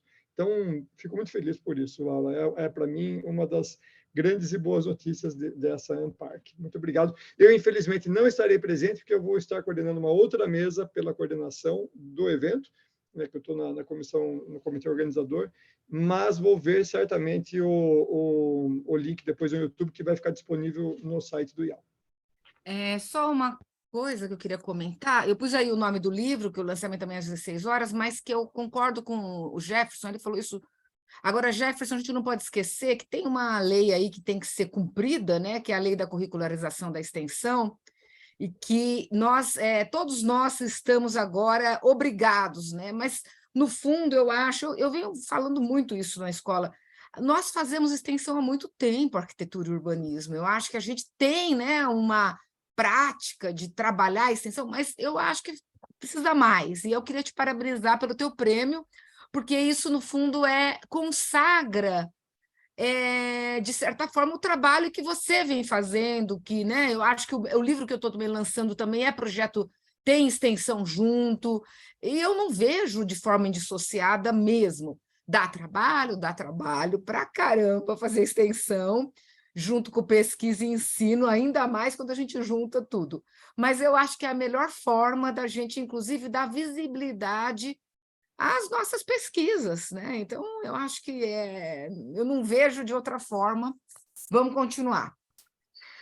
Bem, então, acho que encerrando aqui a nossa sessão livre, foi um painel bem interessante, bem rico, a gente teve uma conversa, agradecemos a presença de alguns ex-alunos, alunas, né, Beatriz aqui, tem muito, nem vou ficar listando. Clarissa está aqui, né, saudades. Clarissa, então, muito bem sucedido, acho que esse é o nosso encontro. O Ivo. O Ivo já está, acho que, entrando para a próxima, né, Ivo? Então, temos que liberar a sala. Boa tarde, pessoal. Oi, Ivo, tudo bom? Tudo bem.